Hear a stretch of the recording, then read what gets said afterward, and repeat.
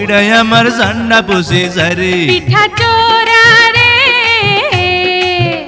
আরে পিঠার ঝালে কেন হা মুখে পান সুপারি তুই দে।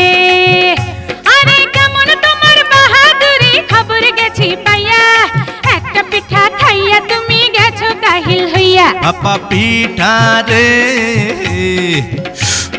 তোরে খাইতে গিয়া আমার মুখটা জইলা গেছে রে।